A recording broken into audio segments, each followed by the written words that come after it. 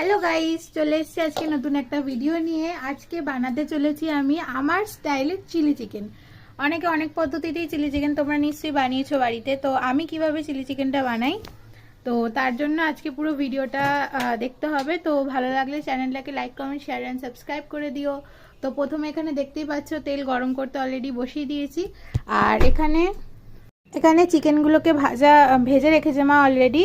Vinegar, arrowroot আর একটু পেঁয়াজ, অল্প আদা, অল্প রসুন দিয়ে মেখে যেমন পকোড়া স্টাইল হয় ওরকম পকোড়ার মতন করে মা এখানে ভেজে রেখেছে। আর এখানে পেঁয়াজগুলোকে কিউব করে কাটা হয়ে গেছে, দেখতেই পাচ্ছ। আর এখানে ক্যাপসিকাম, আর লাগছে হচ্ছে কাশ্মীরি লঙ্কার গুঁড়ো, একটা ডিম, আর এখানে তলায় হচ্ছে আদা আর রসুন কুচি করা আছে। তো প্রথমে আমি এখানে তেলটাকে অলরেডি গরম বসিয়ে দিয়েছি। তেলটা ভালো করে আগে গরম হবে। আর চিলি চিকেনটা আমি পুরো ফুল হিটেই করব, কারণ একটু চাইনিজ স্টাইল রান্নাবান্নাগুলো একটু ফুল হিটে করলে জিনিসটা ভালো হয়। তো আর আমার এখানে লাগছে টমেটো সস, ভিনিগার, ব্যাস এই কটা মেন আইটেম দিয়ে আমি আজকে চিলি চিকেনটা করব। তো প্রথমে এখানে তেল গরম হয়ে গেলে ভালো মতন তারপর আমি পেঁয়াজ, ক্যাপসিকাম এগুলোকে ভেজে নেব। আচ্ছা, এখানে তেল ভালো মতন গরম হয়ে গেছে। এবার আমি পেঁয়াজগুলো আর আদা রসুন যেগুলো কুচি করা আছে এগুলোকে আমি গরম তেলের মধ্যে দিয়ে দেবো, ভালো করে তারপর ভেজে নেব।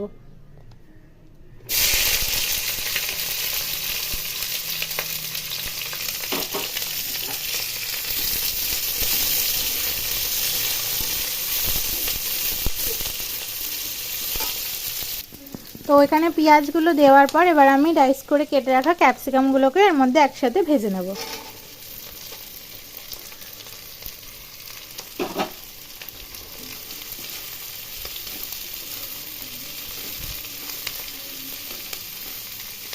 তো আমি একটু নুন দিয়ে নেবো যাতে এটা তাড়াতাড়ি একটু সিদ্ধ হয়ে যায়।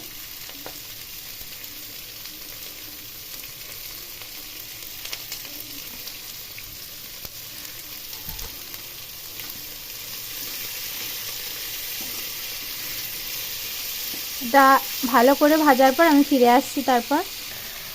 আচ্ছা, ভাজতে ভাজতে আমি একটু এর মধ্যে গোলমরিচের গুঁড়ো অ্যাড করে দেব। বেশি গোলমরিচ দিলে কিন্তু ঝাল হয়ে যাবে ব্যাপারটা। তো আপনারা পরিমাণ এবং পরিমাপ বুঝে জিনিসটা দেবেন, যতটা আপনারা খেতে ভালোবাসেন। গোলমরিচের গুঁড়ো আমার একটু বেশি ভালো লাগে ঝাল ঝাল হলে, তাই আমি একটু বেশি করেই দিলাম। পরে যদি লাগে তখন আমি দেবো আপাতত এটাকে আগে ভেজে নিই ভালো করে। তো এটা ভাজা ভাজা আরেকটু হয়ে গেলে আমি এর মধ্যে ডিমটা ফাটিয়ে দিয়ে তারপর আস্তে আস্তে এক এক করে সসগুলোকে অ্যাড করে দেবো। আর পাশের গ্যাসে আমি অলরেডি একটা জল গরম করতে দিয়ে দিয়েছি, কারণ চিলি চিকেনের জন্য যে গ্রেভিটা দরকার, তো তার জন্য আমি ঠান্ডা জল ইউজ করব না, গরম জল দেবো। আর এই চিলি চিকেনটা আমি একটু ঝোলঝোলই করব, কারণ আমার বাবা আমার হাতে চিলি চিকেন খেতে খুব ভালোবাসে, গ্রেভিটা বিশেষ করে। তো আমি ড্রাই খেতে পছন্দ করি, কিন্তু যেহেতু বাবার জন্য আজকে পুরো রান্নাটা ডেডিকেট করছি, তার জন্য আমি একটু ঝোলঝোল করব ব্যাপারটা। তো এটার মধ্যে আমি ডিম ফাটিয়ে দিয়ে দিয়েছি। এটাকে ঝুরু ঝুরু করে পুরো মিক্সারটার সাথে এখানে ভালো করে মিশিয়ে নেব। যেহেতু আমার এক হাতে ফোন আর এক হাতে আমি রান্নাটা করছি, তাই আমি ডিম ফাটানোটা দেখাতে পারিনি। এটা ফাটানোর পর আমি ভিডিওটা করছি। তো ভালো করে এটা মেশানোর পর এবার আমি চিকেনের পিসগুলোকে দিয়ে দেবো এক এক করে। তারপর আমি এর মধ্যে সসগুলো অ্যাড করতে থাকবো। তো দেখতেই পাচ্ছেন ভালো করে এটা মিশে গেছে, ভাজা হয়ে গেছে পুরোটাই। এবার চিকেনটা আমি এর মধ্যে দিয়ে দেবো। একটা সরিয়ে রাখি, আমি রান্না করতে করতে খাবো। বাকি চিকেনগুলো আমি এর মধ্যে দিয়ে দিচ্ছি।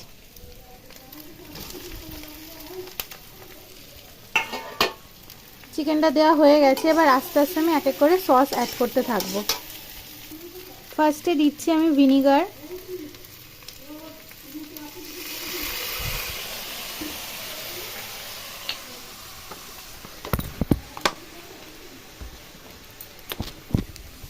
তারপরে দিচ্ছি আমি টমেটো কেচাপ। এটাকে ভালো করে আগে মিশিয়ে নিই। তো এরপর আমি দিচ্ছি চিলি সস।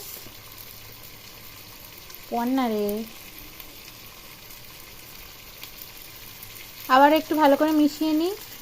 এবার আমি অ্যাড করছি কাশ্মীরি লঙ্কার গুঁড়ো। এটা কালারের জন্য, আমার তো বেশ ভালোই লাগে, একটু লাল লাল ব্যাপারটা আসবে। ব্যাস, তারপর আবার একটু মিশিয়ে নেব।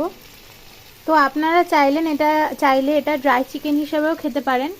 ব্যাপারটা এখনই খাওয়া যায়, কিন্তু আমি যেহেতু একটু গ্রেভি রাখবো তো তার জন্য আমি যে জলটা ফুটিয়েছিলাম ওটা আমি এর মধ্যে দিয়ে দেবো।